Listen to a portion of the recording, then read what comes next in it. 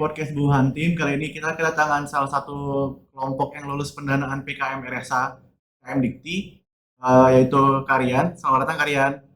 Oh, selamat datang. Terima kasih sudah bergabung pada podcast kami. Pertama-tama selamat atas keberhasilan kakak pada PKM RSA, PKM Dikti 2024 ini. Boleh nggak ceritakan sedikit tentang penelitian kakak di PKM RSH ini apa dan juga implikasinya itu bagaimana gitu kak? Sebelumnya aku mau jelasin dulu terlebih dahulu mengenai PKM itu apa sih gitu. Pasti sobat-sobat dari Wuhan bertanya-tanya gitu, PKM itu sebenarnya apa? PKM sendiri adalah program kreativitas mahasiswa, di mana itu merupakan salah satu program yang diluncurkan dari Kemendikbud. Kalau di sini ada dari Ditjen, jadi Stek, dan di bawah naungan langsung oleh Belmawa gitu. Jadi PKM itu program kreativitas mahasiswa di mana mahasiswa itu mereka mengumpulkan proposal yang akan mereka lakukan penelitian. Jadi salah satu bidang dari PKM tahun ini adalah RSH. Bidangnya kita riset sosial humaniora, di mana itu meneliti tentang sosial budaya yang ada di masyarakat dan pastinya akan kita hubungkan dengan mata kuliah ataupun program studi yang kita tempuh. Hmm. Kakak Karyani kan datang dari Fakultas Ekonomi dan Bisnis ya. Jadi kalau boleh tahu nih kak, judul penelitian itu apa dan apa yang melatar belakangi penelitian tersebut kak? Oke, untuk penelitian itu mengangkat tentang tradisi buuhan dan kita kaitkan dengan inklusi keuangan. Karena kan kita berasal dari Fakultas Ekonomi dan Bisnis, jadi ada kita sangkut pautkan dengan inklusi keuangan.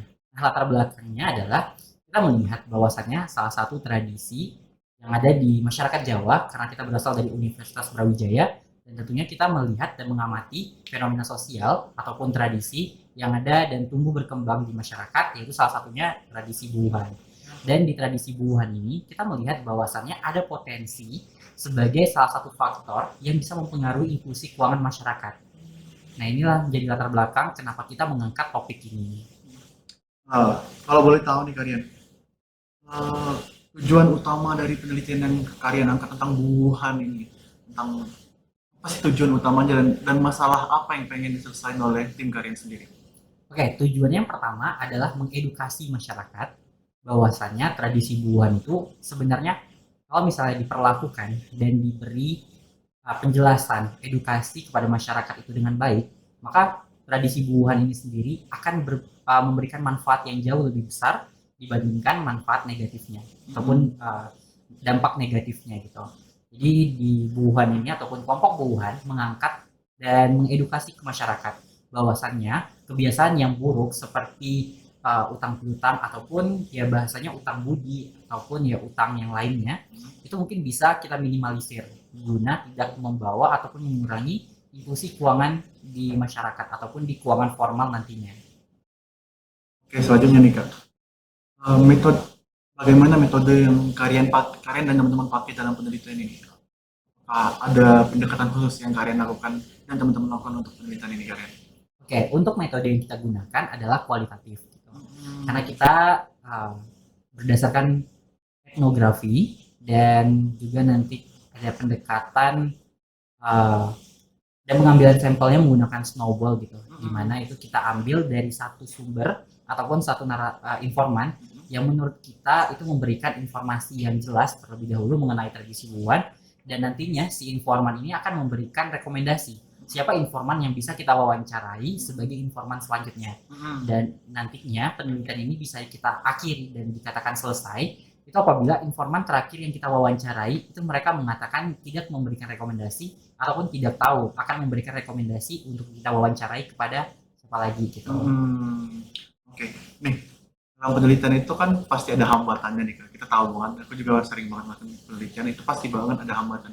Nah, selama penelitian kalian dan teman-teman nih, ada nggak hambatan yang kalian rasakan dan kalau ada tuh gimana cara kalian buat mengatasi hambatan tersebut? Oke, sebenarnya masing-masing kelompok aku yakin dan percaya pasti memiliki hambatannya gitu. Dan tapi dengan hambatan gayanya masing-masing bahasanya. Di kelompok buuhan, karena kita beragam program studi, ada 3 program studi, dari program studi ekonomi pembangunan, ada ekonomi keuangan perbankan, dan ilmu komunikasi, yang pastinya jadwal perkuliahan itu yang menjadi salah satu hambatan utama gitu.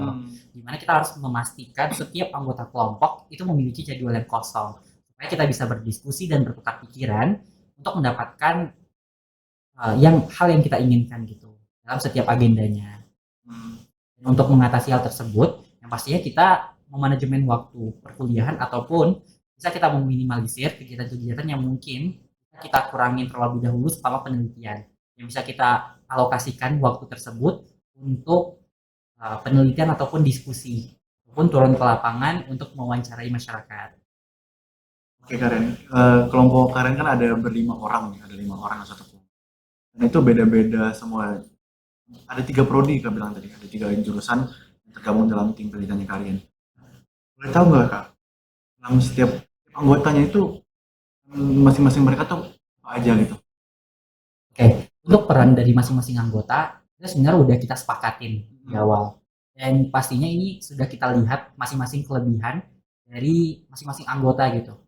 Jadi supaya kita itu tidak memberikan tugas ataupun job desk itu sebenarnya dia tidak bisa.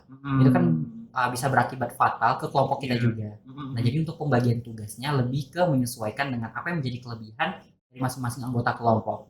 Seperti ada Ratu, mungkin dia di bagian keuangan.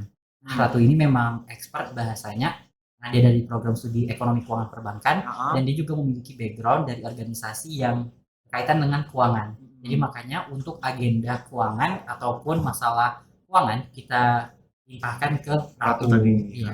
Dan lainnya seperti Anton dan Desta memiliki kemampuan untuk analisis yang baik itu, misalnya dalam proposal ataupun dalam ngamatin suatu permasalahan. Nah, kita bisa melimpahkan dia ataupun memberi tugas untuk bagian analisis gitu.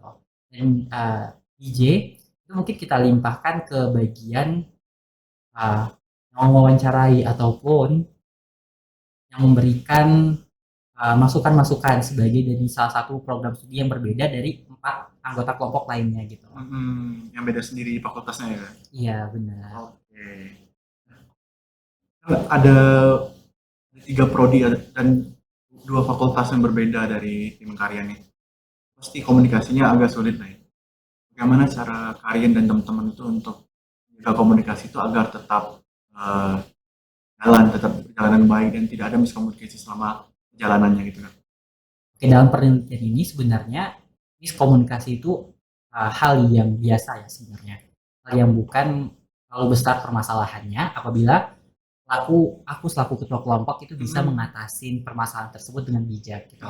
Jadi kita usahakan apapun permasalahan yang ada, apapun permasalahan yang kita hadapi selama masa penelitian, terutama sekarang ini kita lagi turun ke lapangan, itu kita bisa diskusikan baik secara langsung ataupun via WhatsApp group gitu untuk mendapatkan bagaimana solusi-solusi yang tadi bilang itu sebagai pemecah masalah ataupun solusi dari penyelesaian permasalahan yang ada di kelompok kita. Nah, ini pastinya untuk meminimalisir kerenggangan antar kelompok gitu, antar anggota kelompok yang justru itu tidak jadi solid dan untuk melanjutkan penelitian selanjutnya akan menjadi sulit gitu. Oke, selanjutnya nih Kak. Dari penelitian yang kalian dan teman-teman lakuin itu apa dampak yang harapkan terjadi baik masyarakat ataupun untuk di bidang ilmu yang kalian teliti itu apa Kak? Oke, yang pertama dari masyarakatnya ya, kita mengharapkan karena ini ada kita menyangkut pautkan dengan inklusi keuangan, yang mana sebenarnya dari masyarakat sendiri sebenarnya udah tahu gitu konsep dari inklusi keuangan itu seperti apa. Namun istilah inklusi keuangan itu masih belum masih asing terdengar di telinga mereka. Jadi salah satu tujuan utama kita ya tadi untuk memberikan informasi ataupun akses mengenai inklusi keuangan itu sebenarnya bagaimana dan efektif ataupun dampak terhadap masyarakat inklusi keuangan itu bagaimana gitu. Dan untuk program studinya ini kan adalah sesuatu hal yang baru gitu, mengaitkan antara ekonomi dan budaya yang mungkin bisa menjadi penelitian selanjutnya, pun mengenai antropologi ekonomi ataupun ekonomi budaya. Baik, Karen tadi bilang kalau kelompok Karen itu udah turun lapangan, udah observasi gitu. Nah, dari hasil sementara yang kalian lakukan itu Kak, apakah sesuai dengan harapan kalian ataupun sesuai dengan hipotesis yang kalian bangun sebelumnya itu sama kalian penelitian ini, apakah sesuai dengan harapan ataukah memuaskan ataukah mungkin ternyata wah beda nih dengan yang hipotesis yang kami lakukan gitu?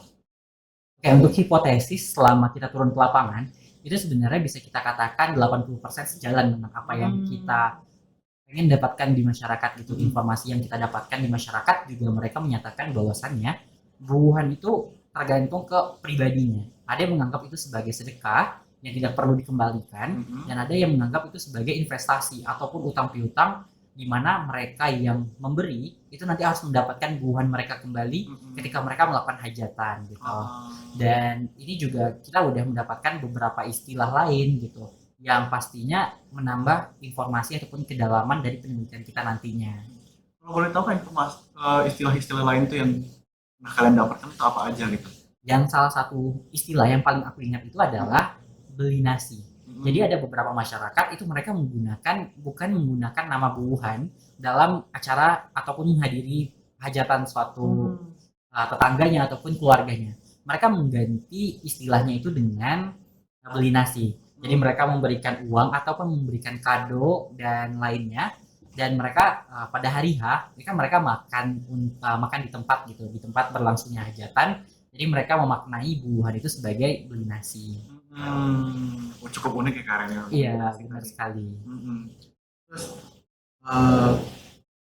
dari proses penelitian kalian yang udah berbulan-bulan ini udah panjang gitu dan masih bakal lebih panjang lagi, untuk proses yang sudah terlewatkan, apa pelajaran yang bisa kalian dan teman-teman ambil dari penelitian yang kalian dan teman-teman lakukan ini? Yang pelajaran yang paling bisa kita dapatin selama turun ke lapangan ataupun sampai saat ini itu adalah bagaimana cara kita meningkatkan komunikasi baik antar sesama kelompok maupun sesama masyarakat ataupun informan kita.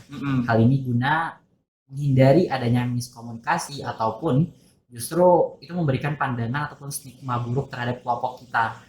Dengan kita mengangkat topik penelitian ini yang sebenarnya ada beberapa masyarakat yang sedikit tabu, namun kita memberikan informasi ataupun menjelaskan bahwasannya arah dari penelitian kita bukan yang mereka pikirkan gitu, melainkan kita akan justru memberikan berbagai solusi ataupun berbagai contoh penyelesaian yang ada di masyarakat gitu, permasalahan-permasalahan yang ada di masyarakat seperti itu. Mungkin pertanyaan terakhir nih Karen, buat teman-teman yang lain yang mungkin tahun depan mau ikut PKM nih, buat dari kalian yang udah lulus PKM, pendanaan PKM tahun ini, ada nggak saran atau tips dan trik buat lolos PKM tahun depan gitu disampaikan buat teman-teman yang nonton nantinya? Oke, untuk saran buat teman-teman semuanya, yang pertama dari aku adalah pelajarin dan pahamin, terutama untuk yang PKM RSA, riset sosial humaniora, teman-teman pelajarin permasalahan ataupun fenomena sosial yang ada di masyarakat.